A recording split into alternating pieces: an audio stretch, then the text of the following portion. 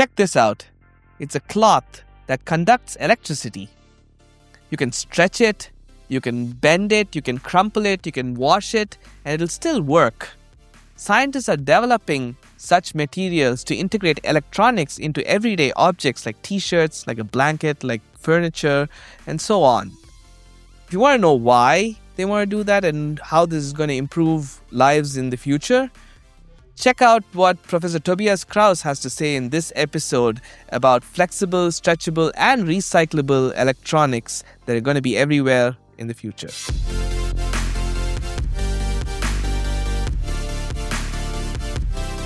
So, Tobias, what does the future look like to you?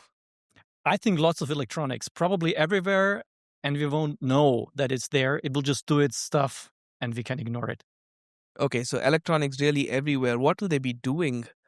What your watch does today, maybe if you have an Apple Watch, it won't be necessary to have a watch anymore to do it. It will be in the t-shirt, maybe in the bed, maybe in the furniture. Also, if you have your apartment full of little sensors for, I don't know, air quality, temperature, and so on, it will just be anyhow in any furniture you buy, or maybe in the light bulb. You don't even know maybe where it is.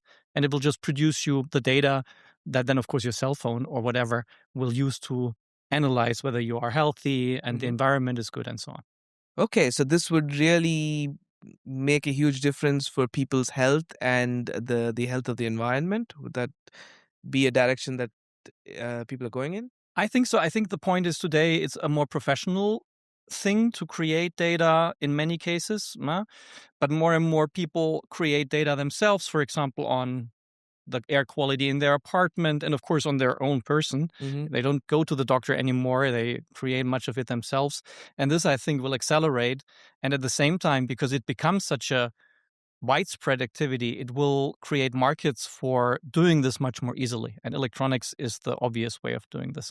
Yeah, okay. So electronics are already quite ubiquitous right now, right? Like, yeah, you have your smartphone, you have your smartwatch, you have smart rings, you have all these kind of things. So why aren't we at the stage of having it practically everywhere where we need it to be sensing stuff? It's basically a materials challenge because electronics comes from very hard materials, not flexible. Also, its own class of materials which themselves then are not used in structure or in textiles or so. And I think the point is that there is a convergence. So you will have more materials that can be both used to make a structure, to make something that's soft, something that is useful as a furniture and so on. But at the same time, inside have what is required to provide electronic function. And when you say structure, what exactly do you mean by that? Something that's stable enough, to hold things, or maybe things like, what is it that actually makes your clothing work? It keeps the heat, it can deform it, all these properties, which are well established in materials. People have been developing the t-shirt, the cotton, and so on for centuries. Yeah. But it has only this function, and it will, I think, be an additional function that makes it intelligent to be electronically active. Okay, so, but electronics, as you said, they are hard. And how would you integrate them in a structure which is like a woven fabric or which is soft and flexible and so on? The naive way of doing it, and I brought a sample with the naive version, is here. You just, you take something that's soft. Now we took some rubber and you just put something that works in electronics. This is aluminum, very common metal. But the trouble is, and this works, you can combine it, technology is there. But the problem is when you then deform, and I hope I can show this in the camera, it doesn't like it. Probably you can see how it's starting to change its color, maybe not, but it becomes less and less conductive and it actually fails at the end. So you can do this, and there are people who are already using this. You can buy things that are electronics and are flexible, right? So you can do it in that way to a degree. But the next big thing is to actually really do this at smaller scales and to really combine the materials at smaller scales by making what people call composites or hybrids. This, for example, it's on a fabric, and it is a piece that contains conductive particles in an elastomer matrix. And if you stretch this, it actually stays conductive, and it can be stretched many times because you have this combination, something that's flexible, something that's conductive, and is really intertwined, is really combined at a small scale. So what is this small scale that you're talking about? Are we talking about what is the structure at the small scale that's actually allowing this to happen? So sometimes it's nanometers, where really you have very small particles, for example, and they have properties that make it possible to, for example, create flexibility. You can, for example, make a very, very thin metal wire, and that is very flexible, actually, and bendable, and is also rather transparent optically. But often it's also a bit bigger. Now, microns, for example, some of these things you can already buy, and they are made by micron scale particles dispersed in a polymer, for example. Okay, so if I think very naively of just applying a metal on something, a film of metal on something, and then I stretch it, I'm just going to get cracks in the middle or so, right? Exactly. So what do you mean by the nanoparticles or the microparticles? What do they do to They can prevent move. that? So that's the trick. Yeah, they can move against each other. Now, I mean, it's a bit like, why does rubber work? Why is it stretchable so much? And the reason is that you have polymer chains, and when you stretch it, they are first entangled, and when you stretch it, they just extend. You're not breaking any of their bonds, and then you let it back, and they actually like to be entangled back. And so and basically here we do something similar. We put now conductive particles in there, and when you pull, they start rearranging, and they form new connections and so on. It's maybe not as conductive anymore, but then if you let it snap back, they just go back and rearrange, and they are conductive again. So are they like polymers then? Like long chains of something that's conductive? Can be. We're doing that. So with nanowires, for example, we are working on that, and it's an interesting one. But often it's just like flakes or spheres, and they make what people call aggregates, assemblies where they are connected in some way. Some of them look. It's usually not really like a string. It's more like a flock, like a complicated snowflake or something like that. Not that regular. Complicated shape. Yeah. And that connects all of them, and then they make larger and larger structures by connecting, and this whole thing can be deformed. Okay, and then that can just kind of bulk up or stretch out into okay. So when you talk about this, what I can already imagine in terms of existing kind of flexible, foldable things are folding phones, right? So is that kind of how they also function? So some of them really use this approach that basically is illustrated here. You just put a thin film, and because stretching is the hardest thing, bending is easier because then you only locally stretch a little bit. So this is easier to sustain. Okay. And so you can even do this with relatively conventional materials if you're very clever and know how to structure it. The more you want to bend it, the problem is always how many times do you want to really bend it and so on, and also how tight is the bend to be, the more you have to go to actually new materials. Yeah, okay. And where is stretching really needed?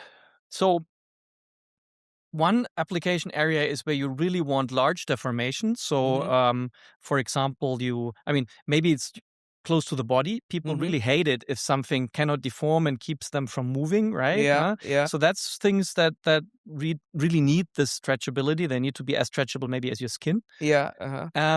There's other cases where, for example, you have actually structures that deform in their normal operation. So say you have a tire, and you want to build in electronics. I mean, it's very difficult to find a place where it doesn't deform at some place. And you cannot. If you build something rigid, you will just have a piece that then makes the whole thing rigid locally. Yeah, okay. And this would also apply, like in the beginning you talked about having your T-shirt and then you have all these sensors in there and so on. Yeah, that's also... This would apply in there. But the T-shirt also has other challenges because it's not just stretching or folding, right? Like it has a certain lifetime and you use certain things. How do you deal with that? Yeah, that's the tough one. I mean, so a lot of people say, oh, then you have stretchable materials, and certainly you can immediately put it in the clothing. But then you talk to textile people, and they're like, yeah, that's what you think, because the stuff needs to go in the washing machine, right? Yeah. And it's like, okay, serious chemical challenges, right? 60 degrees, the whole thing is being... So this takes a lot of ingenuity.